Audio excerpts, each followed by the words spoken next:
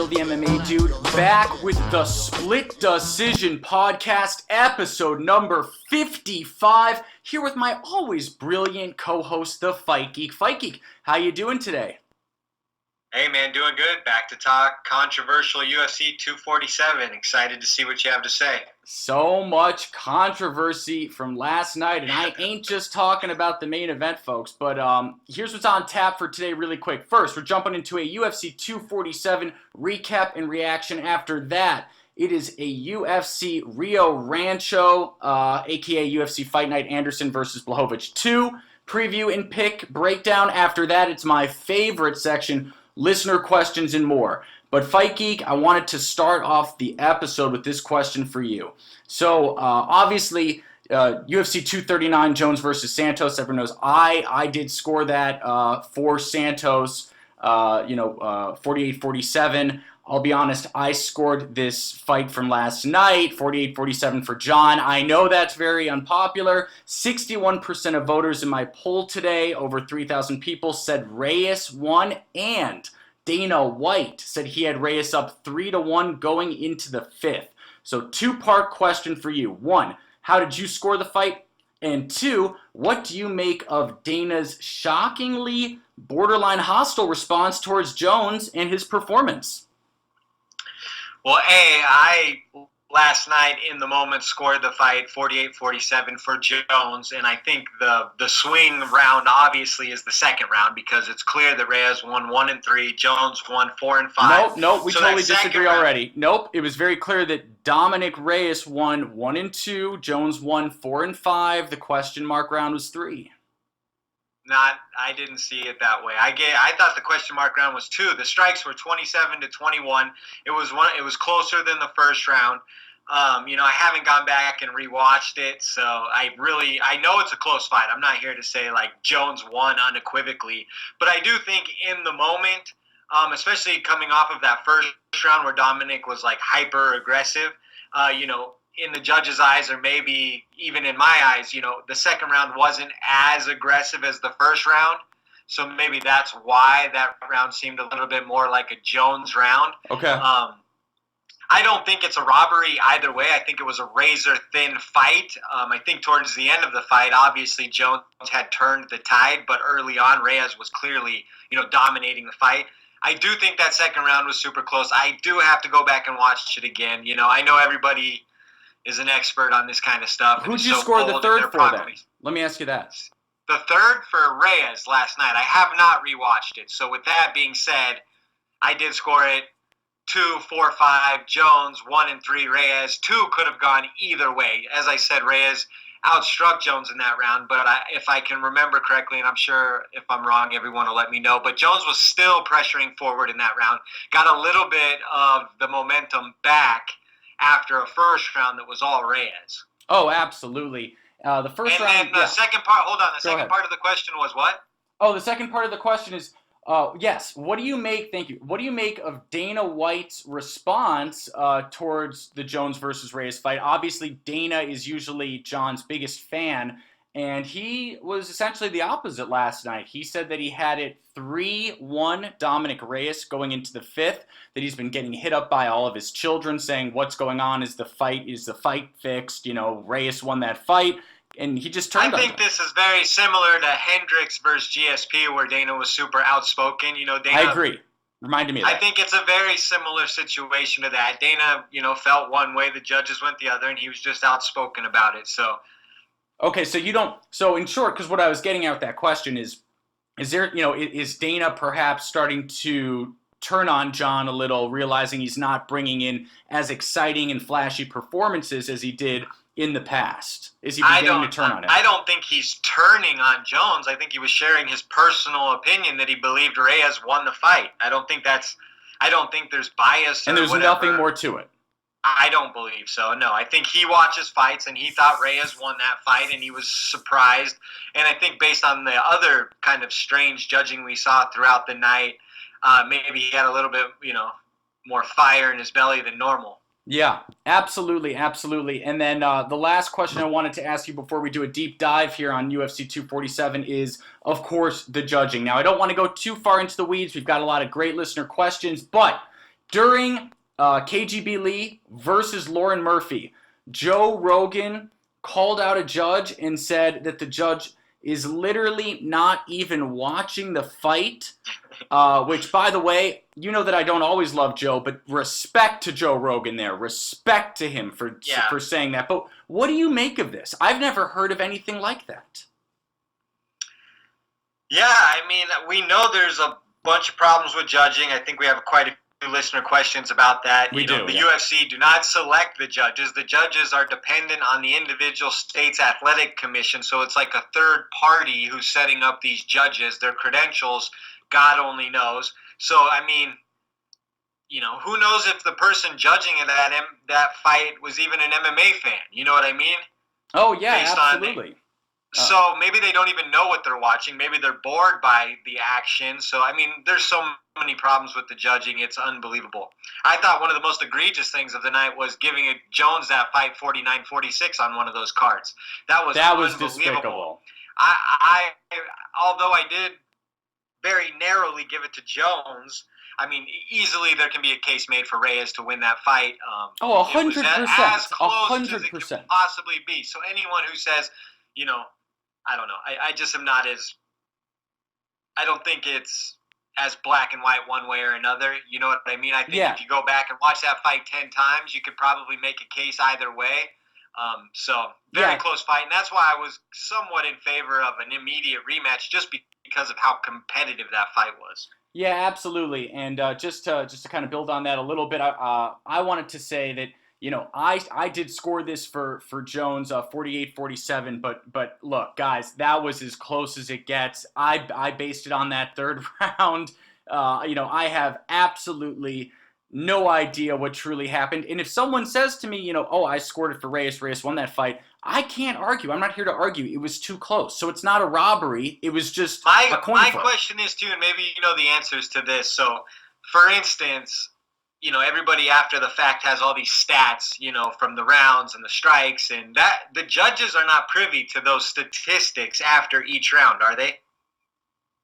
Privy to them between each round? I don't believe so. For instance, so. Yeah, I don't think so. They're just going off the feel of the round and what they're able to see from their vantage point, where a lot of MMA Twitter is going off of the statistics after the fact. When you're scoring a fight in real time, you're going off what you're seeing in real time. You don't have the benefit of looking at a score sheet and seeing that Reyes outscored Jones, yada, yada, to whatever. So, I think that is somewhat of a way that a fight can be, misscored in real time. Like I said, I only watched it once in real time. That once in real time, I scored it for Jones. If I were to go back and watch it and rewind it and check out it much more in depth, is there a chance Reyes won the fight? Sure, but that's after the fact. You have to give the judges a little bit of benefit of doubt because they're in the moment, and I don't believe they're armed with any statistics. So it's basically just whatever their vantage point allows them to see. Yeah, absolutely, and I'm glad you mentioned that. It's actually a great question. I don't know 100% for sure that the judges are not privy to those stats in between rounds, but I am 90% sure that they do not get that information. Guys, please correct me if I'm wrong. But so it sounds like you would like an immediate rematch next. Is that correct, Fight Geek? I mean, after the fight, because of how close it was and how much controversy there was, I did want to see more to that fight. I want to see a conclusion to that match. I think that's how close it was. But, after sleeping on it, I'm not positive that I want to see that right away. But I don't know. I guess I'm up in the air. Yeah. Okay, very fair. And then last question, then we're moving on from this fight. Am I correct in assuming, obviously, there was what I saw as a knockdown from Dominic Reyes in I believe the first round. Some people I saw were saying it was a slip. That's comical. It's not a slip. He was knocked down, but it was a body shot. How could it possibly be a slip, guys? If the guy gets punched and falls down, that's a knockdown. I think it was kind of a combination of the two. John was coming in. He was somewhat off balance, and Reyes landed a very heavy body shot that knocked him even more off balance. That's a knockdown.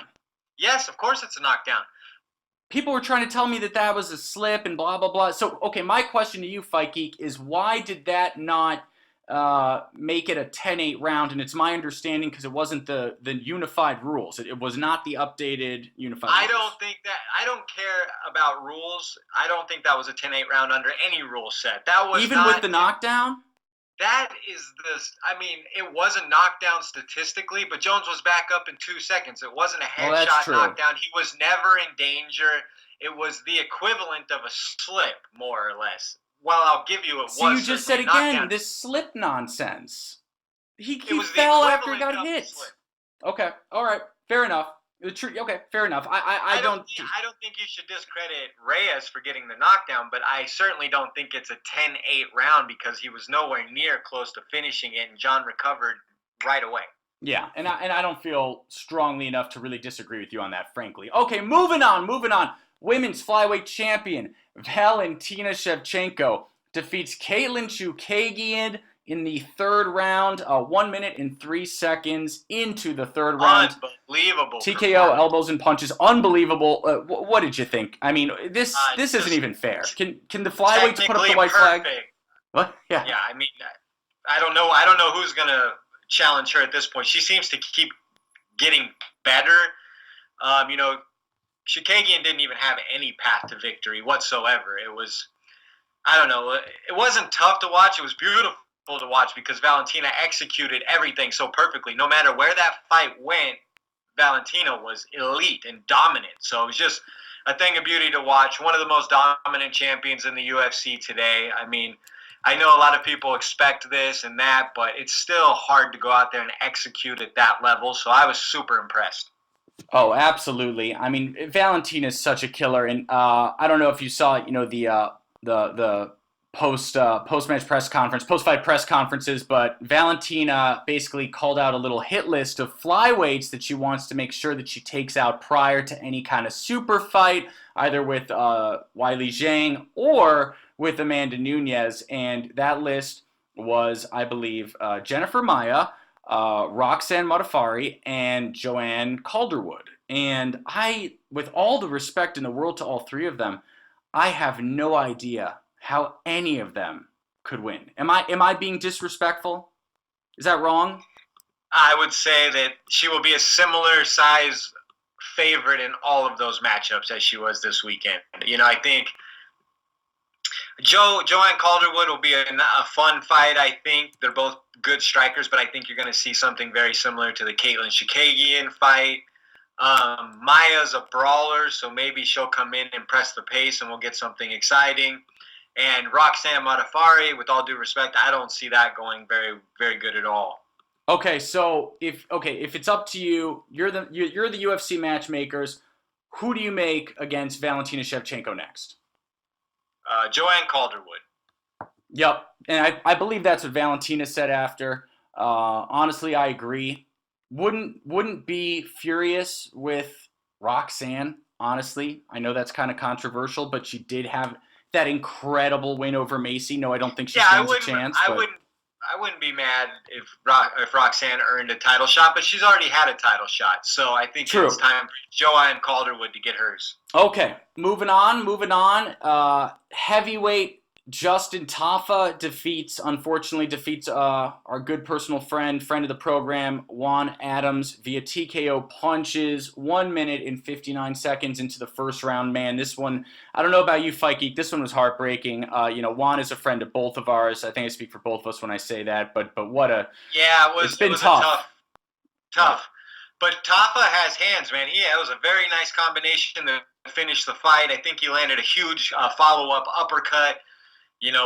Juan was introducing a new style. He's in a new camp. So I just think he's super young in his game. And, Tafa just landed some bombs. It happens. Yeah, absolutely. And Juan is such a talented guy. And, I know what he's capable of. It sucks watching these things happen, but, that's the fight game. So any thoughts on who Justin Tafa should fight next?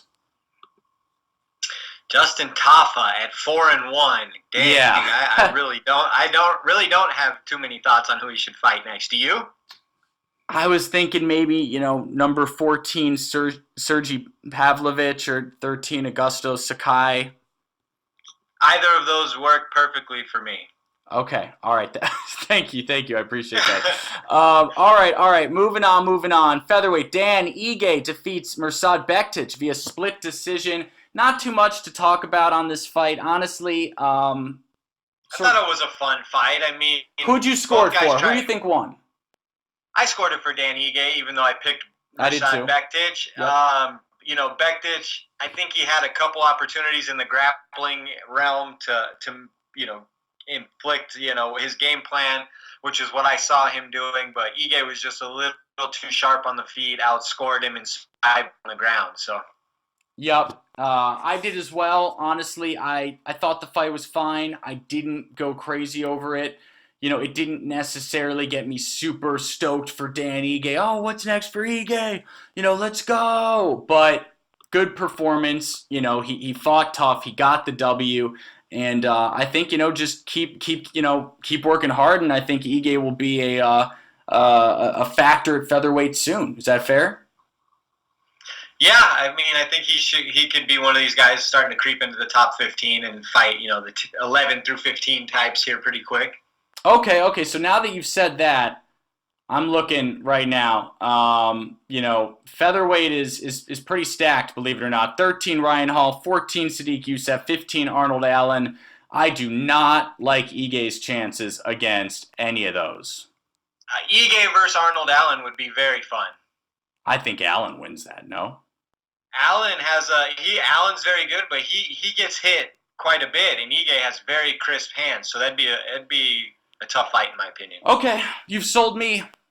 Closed. Arnold Allen versus Dan Ige next. I agree. Okay, and the other name that popped out is Ricardo Lamas, if he's still on the roster. Oh, geez, he's certainly not ranked, but I believe he is on the roster still. Yeah, I would see that. Okay, so moving on to the last card of the main event, heavyweight. Derek Lewis defeats Ilir Latifi via unanimous decision, 29-28 across the board. I think a lot tighter than people thought it would be. I had money on Derek Lewis, and even I thought that the unanimous decision was a little eyebrow-raising. I did have it 29-28 Lewis, but I was shocked by the unanimous decision. What did you think of Latifi's performance? Or was it Latifi doing well, Fight Geek, or was it Lewis giving a subpar performance? I don't know. It's tough to say. I didn't think Derek Lewis looked bad. Obviously, at his size, he looked like he was in good shape. He landed multiple flying knees. Surprising athleticism, and then the barrage at the end, he was really showing an aggressive mentality.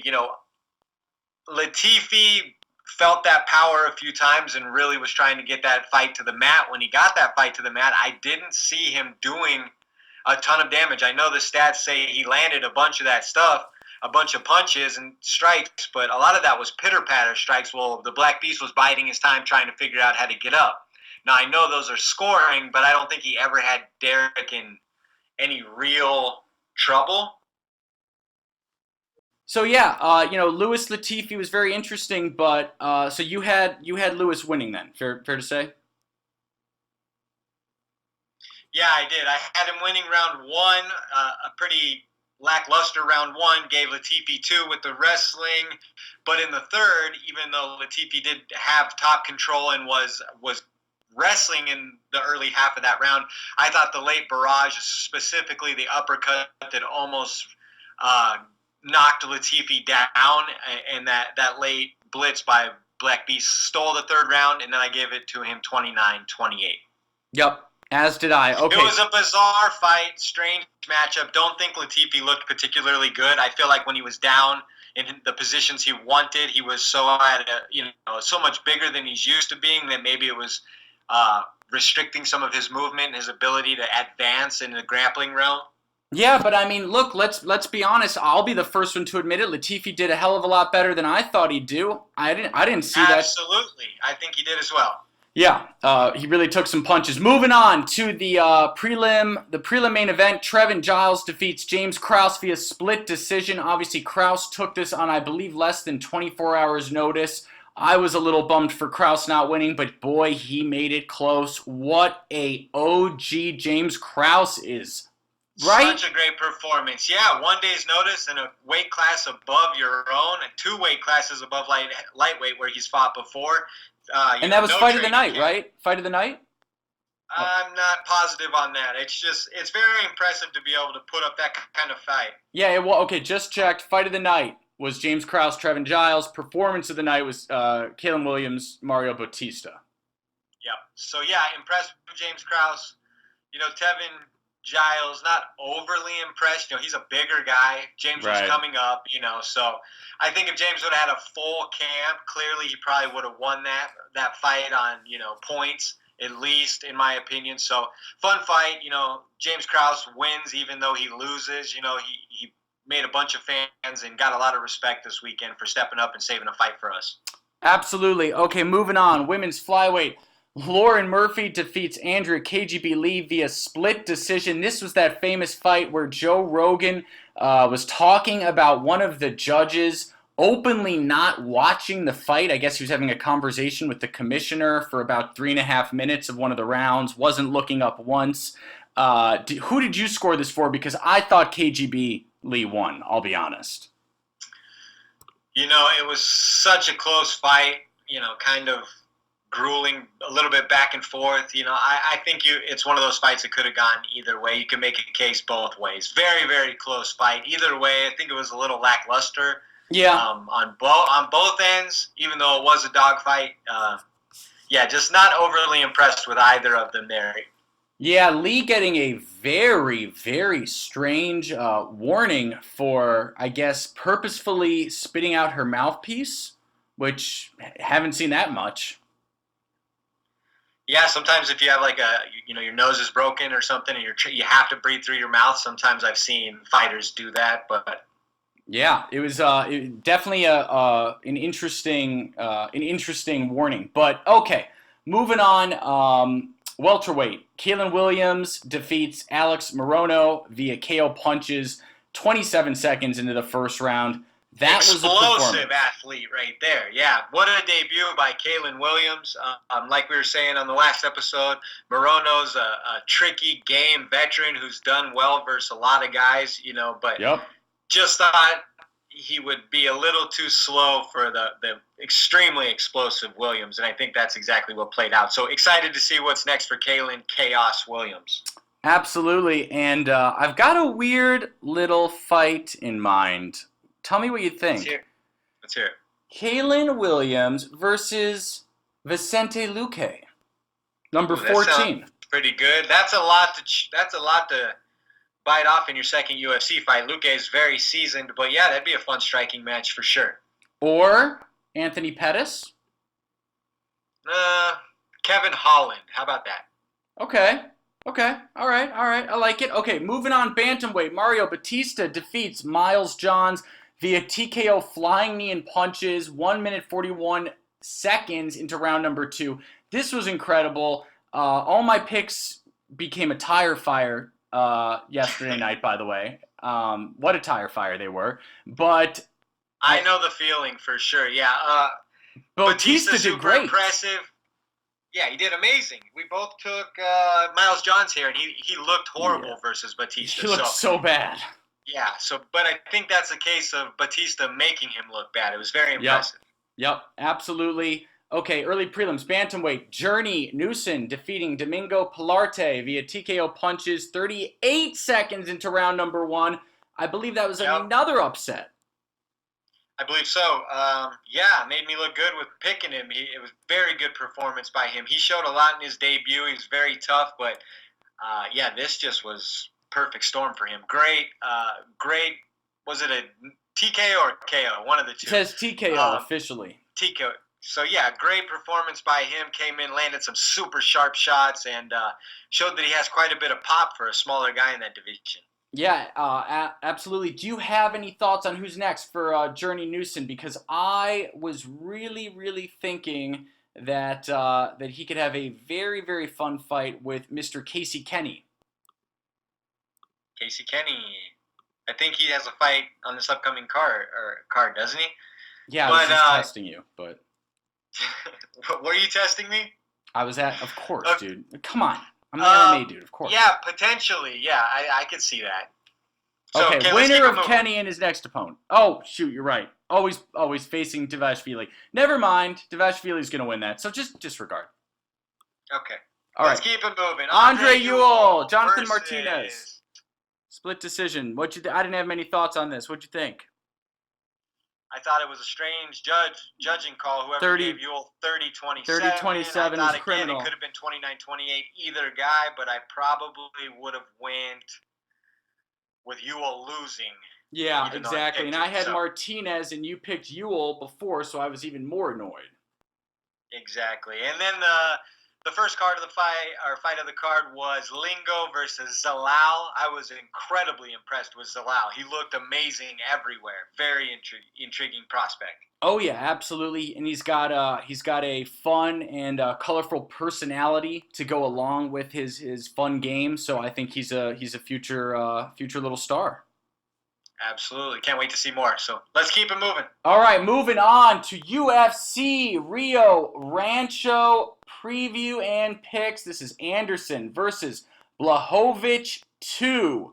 Let's start off with the main event between these two light heavyweight contenders. 5-round main event. Corey Anderson versus Jan Blachowicz 2. Again, it's a rematch. Who you got, Fight Geek? This is like the least anticipated main event of the year for me, honestly. But so with far, that being said, I'm going to say Corey Anderson via unanimous decision. I unfortunately must agree with you. Corey Anderson via lackluster, unanimous decision. But you know what? I think Jan will have his moments. I think Corey will eat some rough shots. And I think Corey's going to win it 3-2 across the board. I could see that. But the question is, will he be beast in 25-8? Will he be what? Wait, what? Never mind. Let's keep him moving. I didn't get that at all. That just went way over my head. That's a play on his horrible nickname. All right. Okay. All right, so Diego Sanchez versus Michel Pereira is the co-main event. Who you got, baby? Yeah, this is going to be a wild fight. I think there's going to be some crazy action, and I am actually taking Michel Pereira by second round TKO. Yeah, you know what? I'm going to take first round TKO. Oh, okay. I'm walking it back because his cardio shot. If it goes past the first round, I think Diego has a chance. But this guy's going to be a lot bigger than Diego.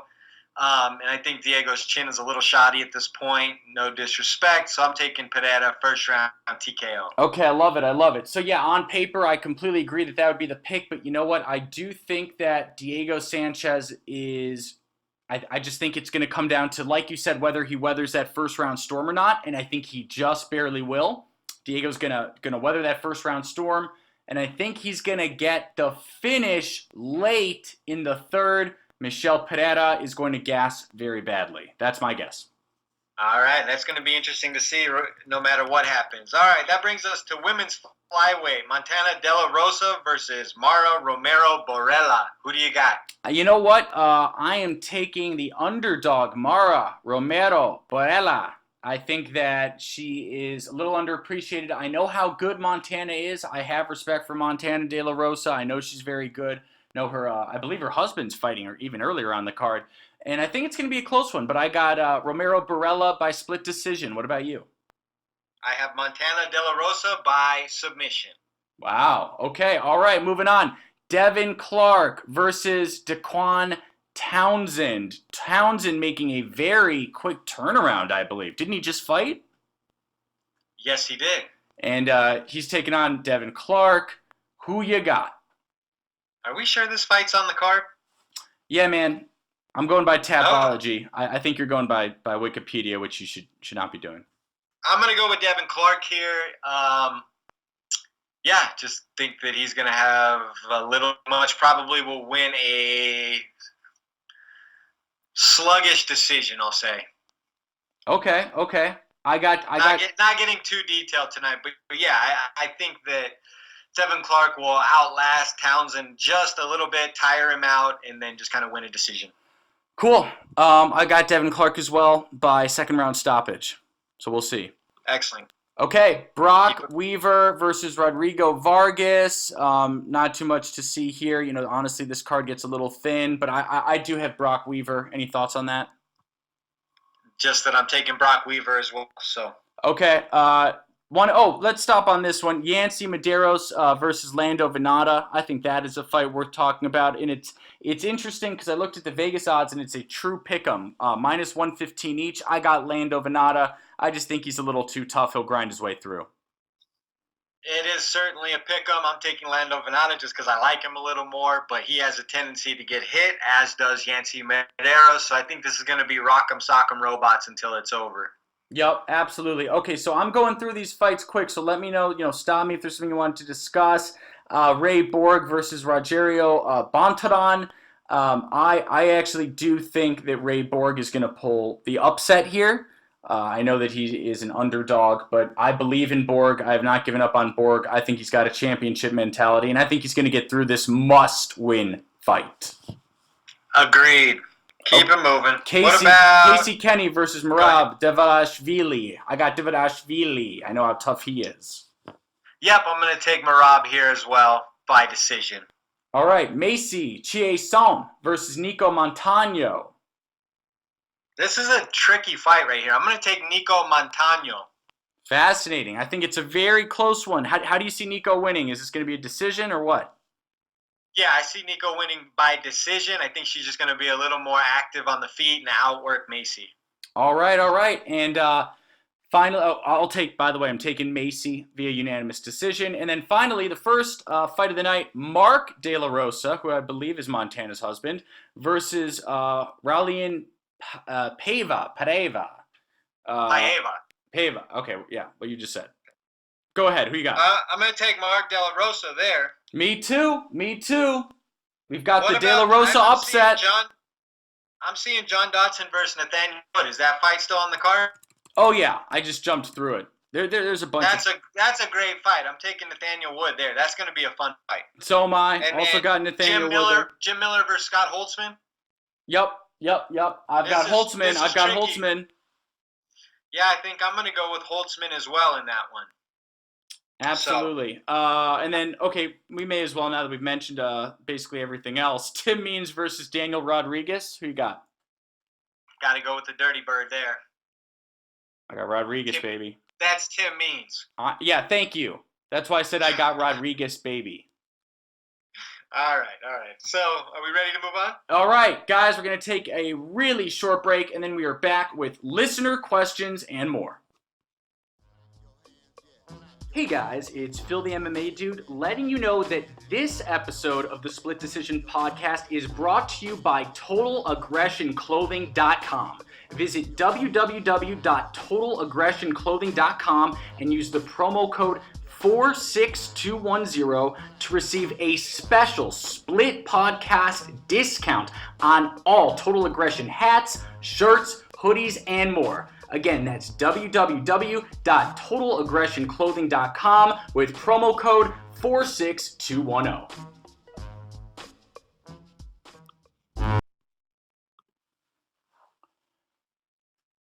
Hey guys, it's Phil the MMA Dude back with the Split Decision Podcast, episode number 55, here with my usually brilliant co-host, the Fight Geek. No, I kid. He's always brilliant. Usually. Okay, here with my favorite section, listener questions.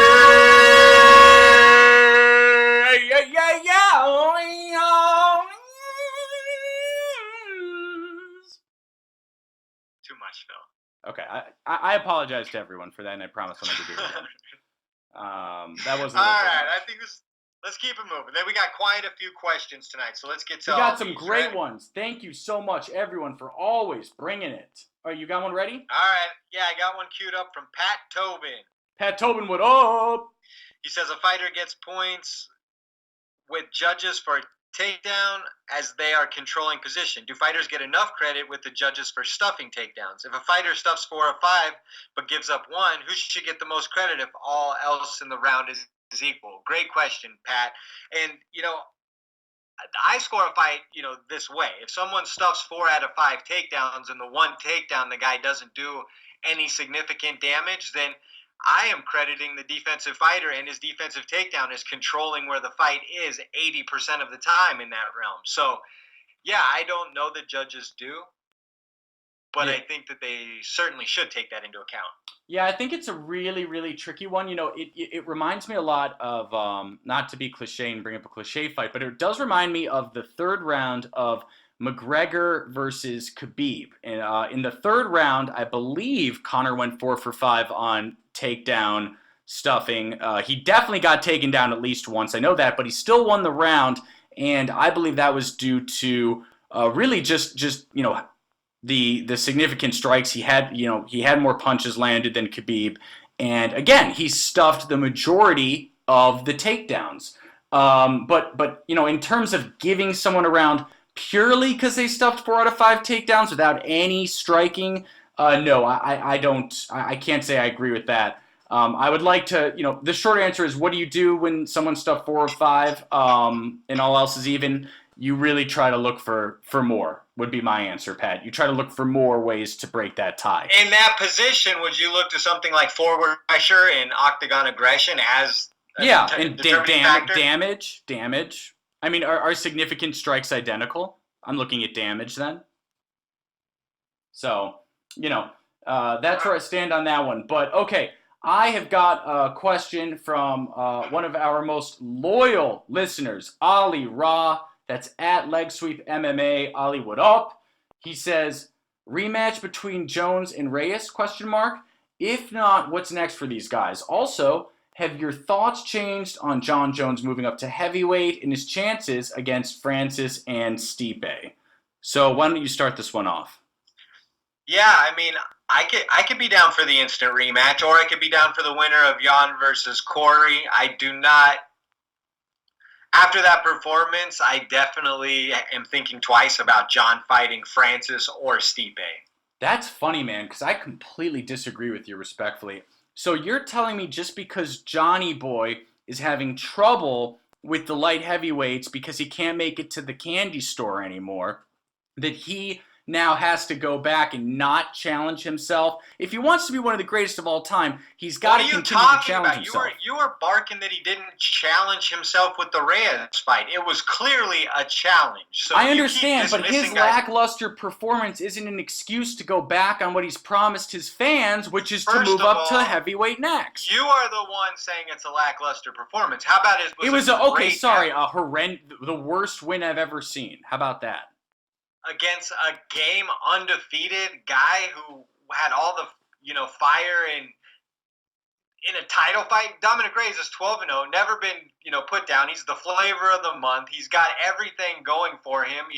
Nothing to lose. He comes out there and puts on a great performance. And your narrative is that John looked horrible. How about the narrative is that Dominic looked amazing and John was still able to turn him back? Okay, so tell me this, Fight Geek, and really quick side question here. Okay, so ever since John Jones tested completely clean, and that's starting with Anthony Smith, he's gone 0-3 on getting a stoppage. It's nothing but decisions, 2 of which many people felt he lost. And before that this year, he got a stoppage against Gustafsson, but we all know that they had to move that across state lines for the drugs. You're just proving my point, tell me, man. I'm the one saying, you're saying you should go to heavyweight? No, I'm asking, I'm asking if it's a coincidence, or is this how John Jones has always been?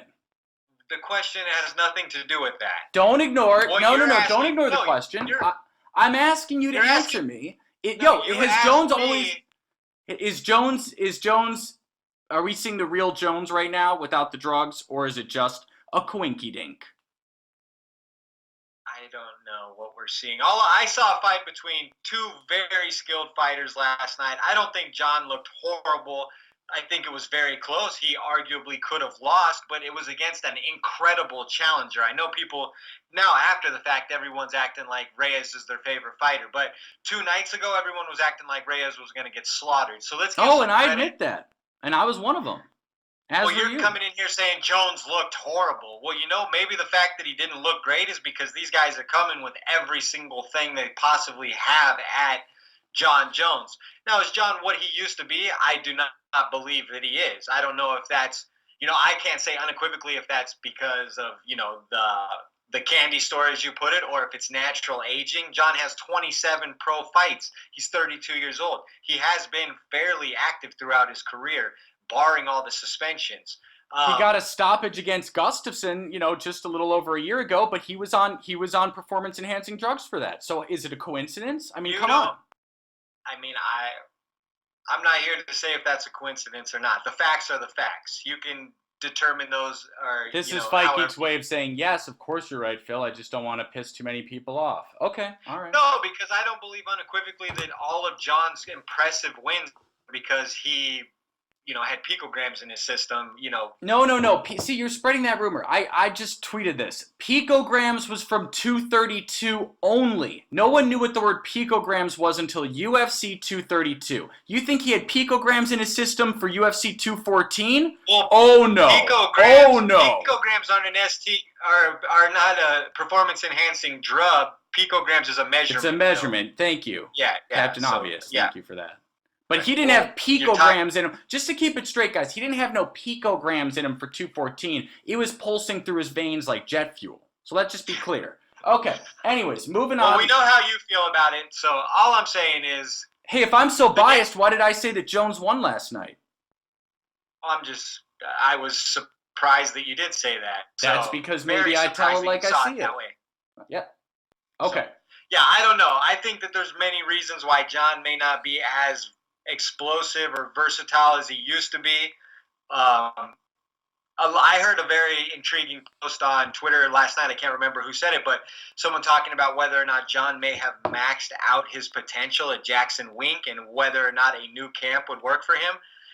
Because it seems to me that people have figured out his style more than anything. I mean, his style is, well, I'm not even going to. He's never been a power puncher.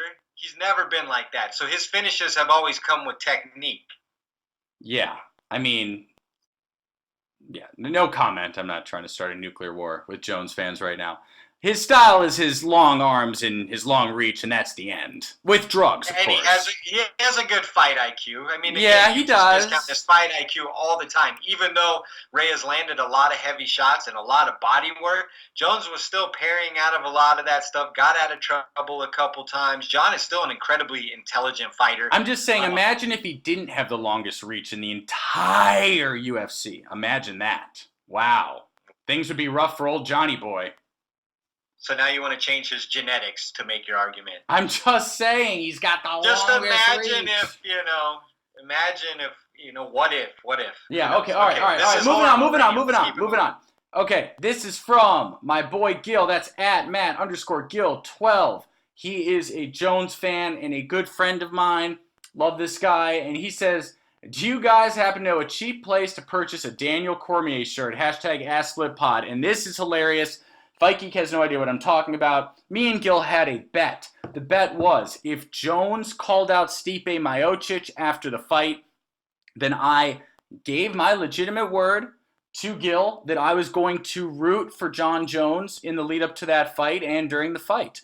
He said that if Jones did not call out Stipe after the fight, that he would purchase a Daniel Cormier shirt. So, to answer your question, Gil, Daniel Cormier shirts are not cheap because he's one of the greatest and most popular. So, those are selling like hotcakes.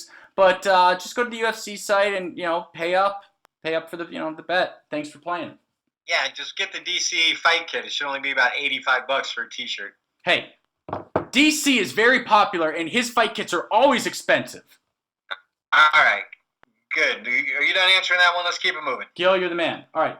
What do you mean I'm not? I got one from Unsolicited Fight Pigs. He says, where do you put Rumble Johnson in the mix upon his return? And I think this is very interesting because Rumble could step right in, and with how hittable John has looked lately, Rumble versus John is very interesting to me. Yeah, just really quick side note. You have to give me a half second to say the person's name in my weird shout-out voice, like, Unsolicited Fight Pigs, what up?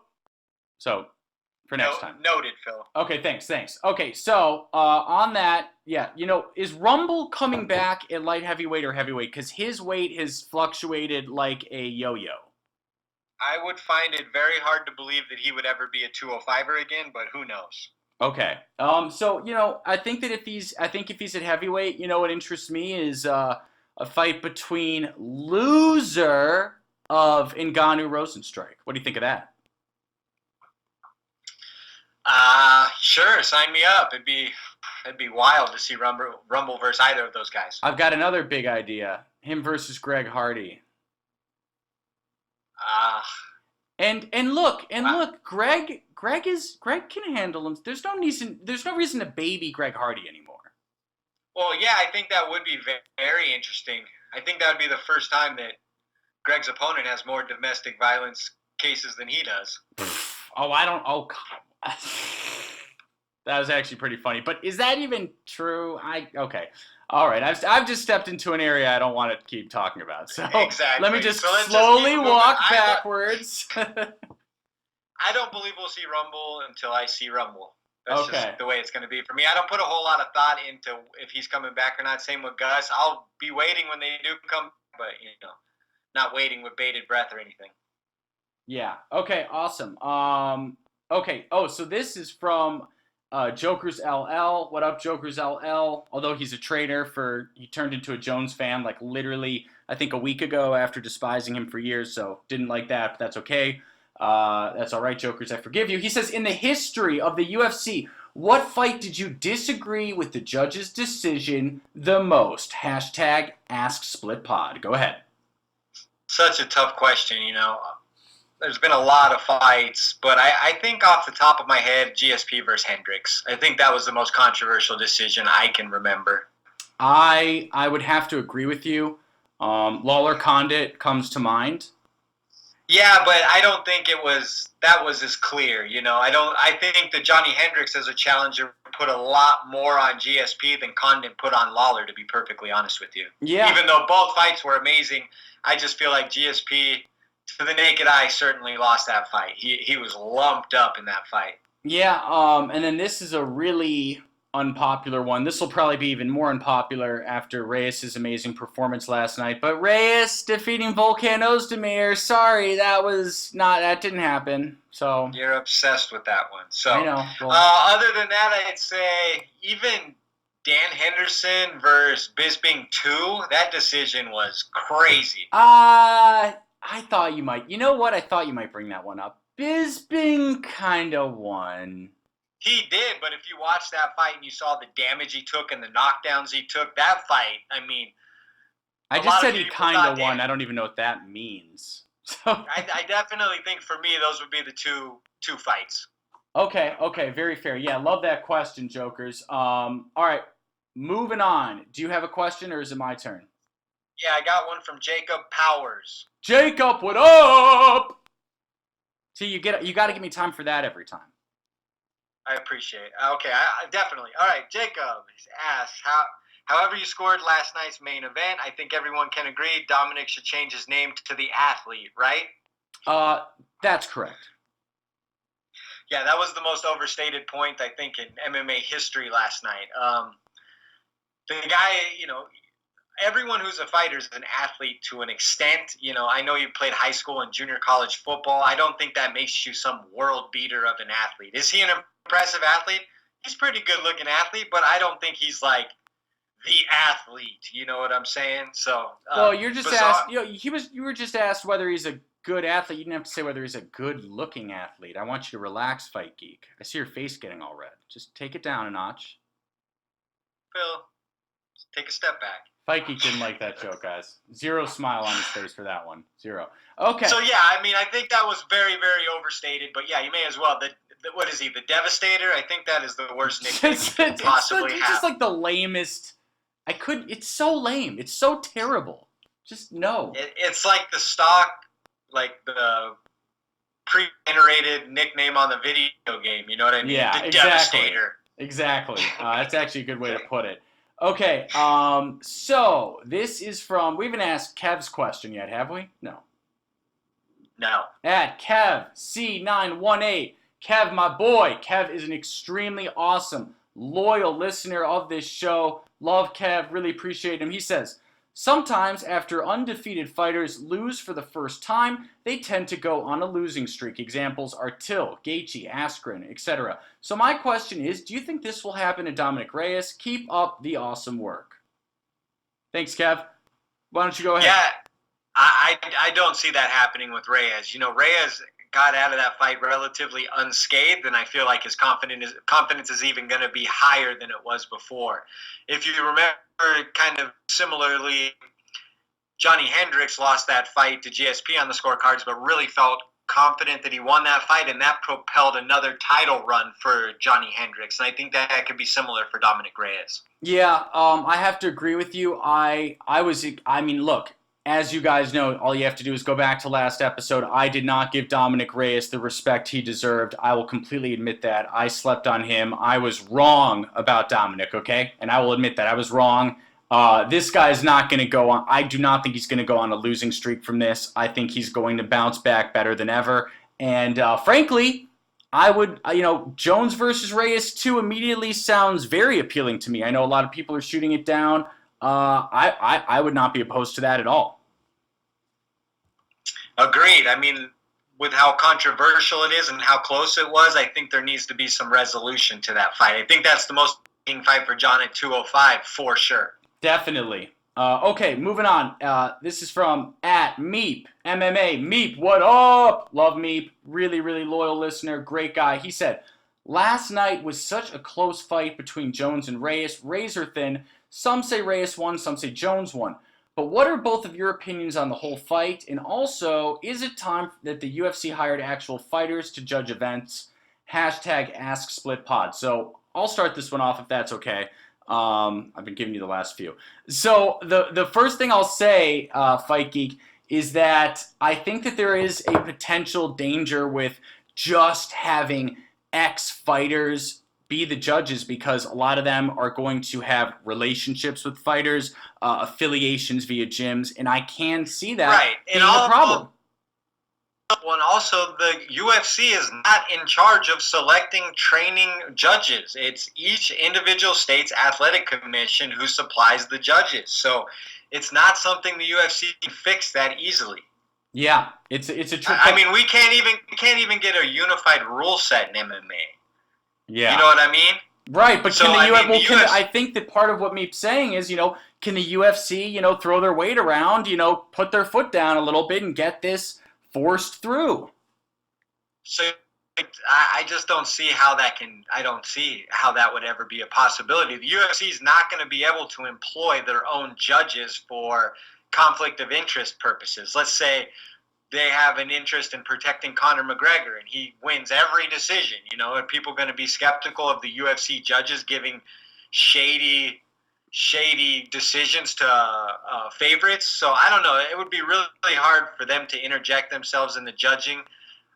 I think the first part of this is we need to get a unified rule set, and then we need to train people up on those rules. It's crazy that each fight night has different rule sets. Yeah, absolutely. So I just think it'd be incredibly difficult to do that. My thoughts on the fight, again, it was a fight that could have gone either way. I definitely want to go back and watch it again. I scored it, 48-47 for Jones, but I think that round 2 was so close it could have been scored either way.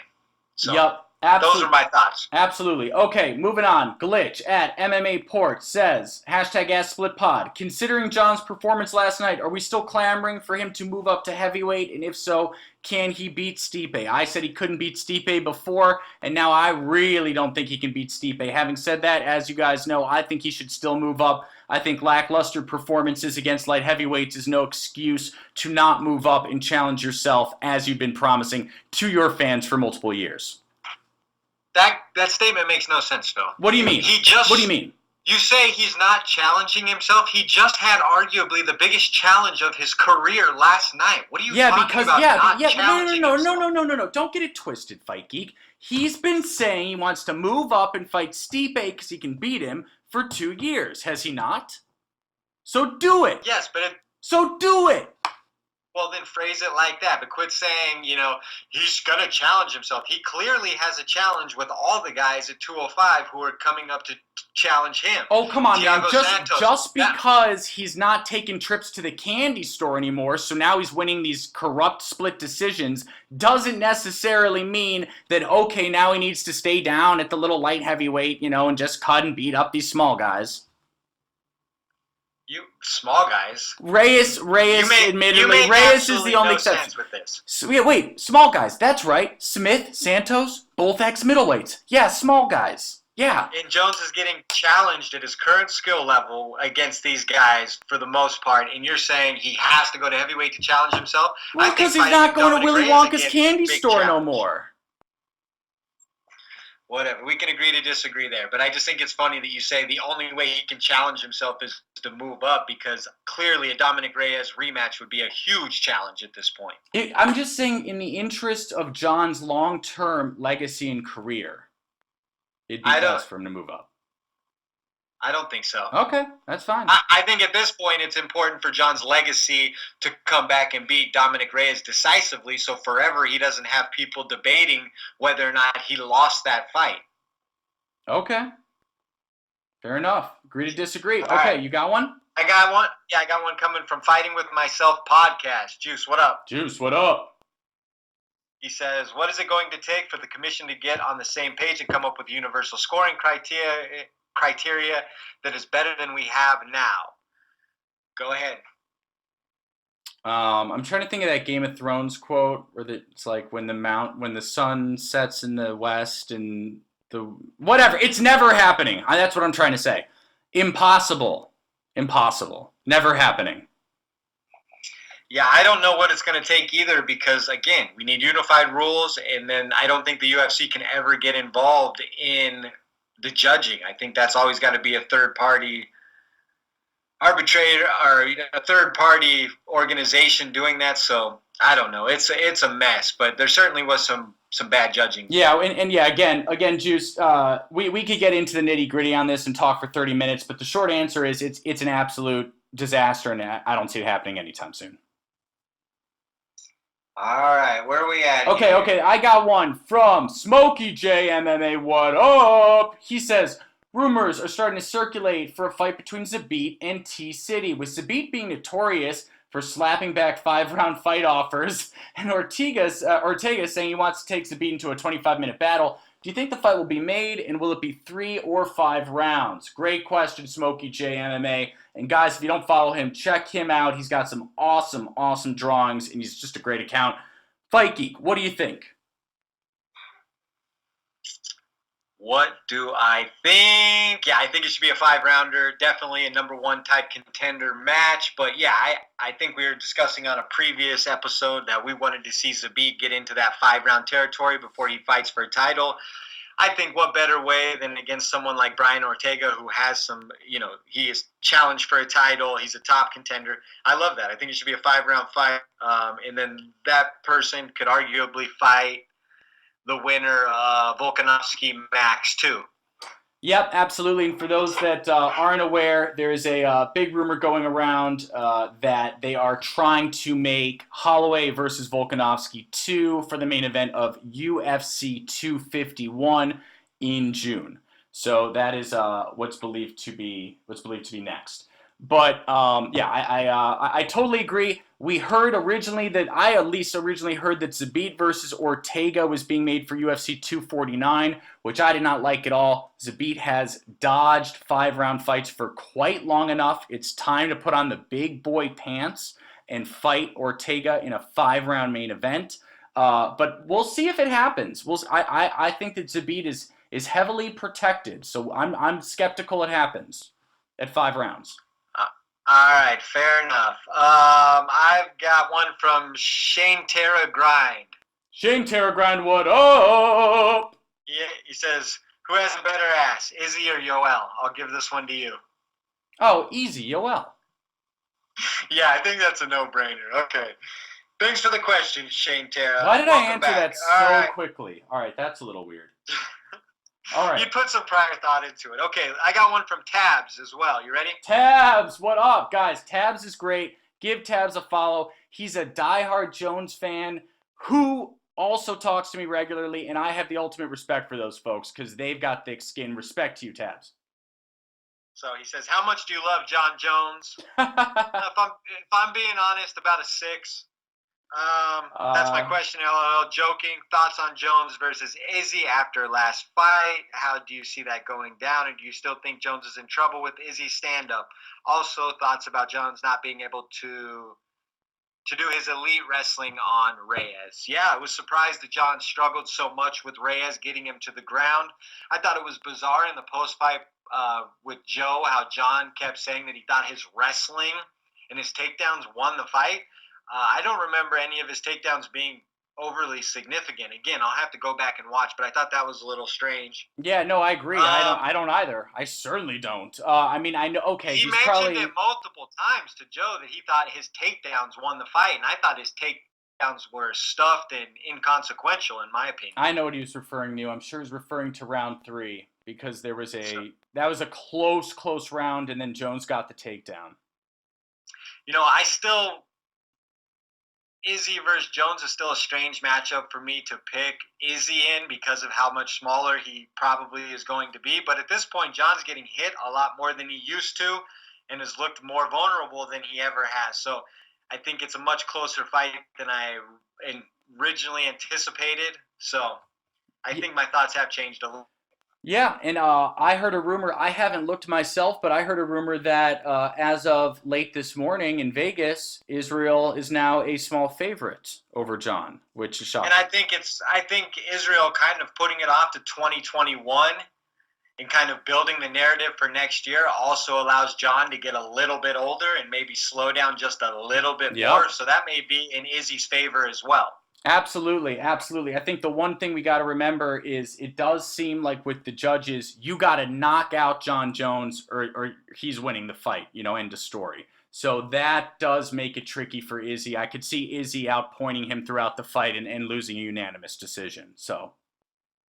Exactly. All right, got another one here from Jim Assoon. Jim Assoon, Uncle Jim, what up? He says, so with everyone calling for an immediate rematch, what's next for Corey Anderson if he wins his next fight?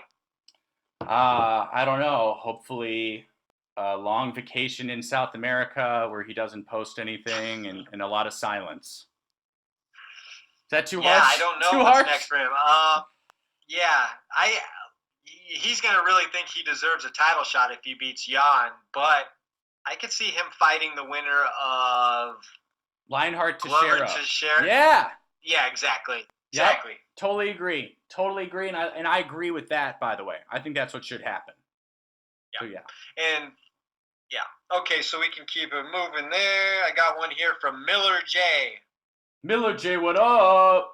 He says, I've heard some calling for ex-fighters to have a role in judging fights. While it sounds good in theory, isn't there also a high potential for bias against current fighters, possibly even more so than judges with no prior ties? Fighters are also very sensitive, we have seen. I think we touched on this earlier. Yeah, I think, their ties to the different gyms and coaches and stuff would definitely be a conflict of interest. And the fact that the UFC isn't in charge of, facilitating any of that makes it very hard to see that ever becoming a reality. An ex-fighter would have to take it upon himself to go through his individual home city athletic commission a la Frank Trigg and turn it into his own personal career. So I think it's just going to be, one-offs of people getting interested. I think it'd be hard to pick a panel of 12 judges and just have them traveling around everywhere. Oh, absolutely. And I completely share people's concerns that there would be biases with, this guy trained under me a few times or one thing we haven't even talked about, Fight Geek, is what if the judge who's an ex-fighter has fought one of the guys he's judging? I mean, then there's really some serious issues, right? Yeah, I think so, and I think you can hear even with someone who's as knowledgeable as, Dominic Cruz at fighting, even sometimes, I don't necessarily agree with what he's saying. Yeah. Even though he knows quite a bit more than me, but he doesn't always accurately describe what's going on the screen, in my opinion. So I don't think that ex-fighters are like a fail-safe, perfect option either. Yep, absolutely. Okay, we're ready to move on. This question is from Unlike Agalor, and he says the core issue is the MMA scoring system in state-to-state commission using uneducated boxing judges. There should be a clear-cut winner to 99% of all MMA fights, like every other actual sport. It should not be a subjective issue. It is not fun to debate who you thought won the fight. So, okay, not entirely a question, but I did like the statement. So, what do you think of that? Yeah, I think we would love to have an unbiased scoring option so that there is not a lot of debate after as to who won or lost. But this is MMA. It's like the perfect imperfect sport. It's very hard to get to that point, it seems, at least today. I'm not quite sure how they get there. We've talked about this ad nauseum as far as how can we change the scoring? How can we change the judging? Can we let the fighters know what the score is between rounds? At this point, I'm just kind of at a loss. Unified rules is the beginning for me. Everybody understanding how to score and what the rules are at all times is where it all starts for me. Totally agree.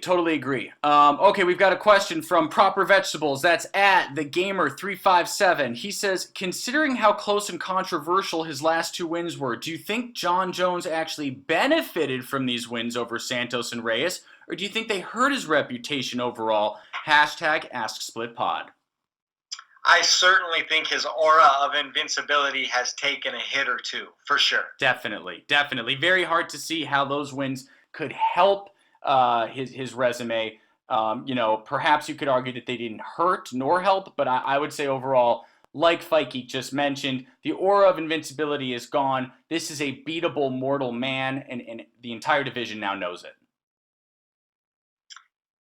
Going out and doing it is also a part of that, though. I don't think just knowing it doesn't mean that it can happen. There's still very few guys who are going to be able to challenge Jones, even as is today, in my opinion. Yeah, absolutely. Okay, should we, did you do Mixed a Doo-Doo at Mixed a Man's question yet?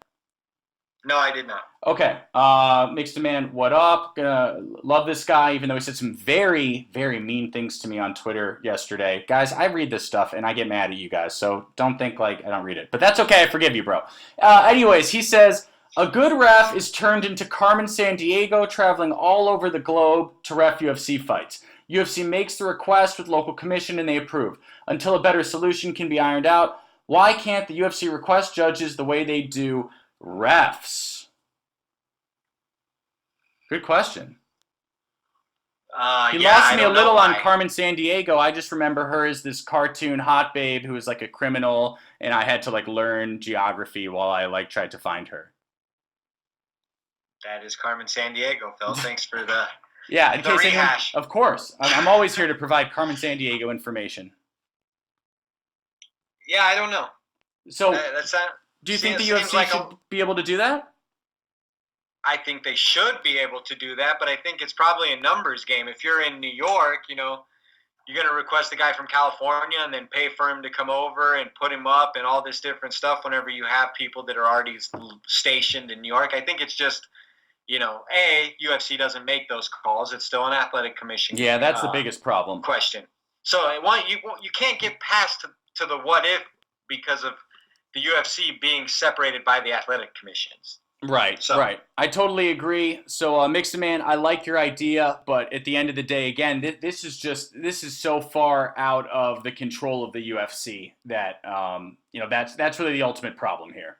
But, okay, do we have any more questions besides Kairos? I don't believe so. Okay, all right. So let me get to that. While I'm getting to that, guys, thank you so much for listening to the podcast. If you enjoyed it, if you could jump on iTunes and give us a very quick 5-star review, we really do appreciate it. It makes all the difference in the world for us. And it takes 5 seconds. You don't have to write anything. You just got to click that little 5-star button. Okay, so I have got Kairos' question right here, and let's get this thing started. If it'll work.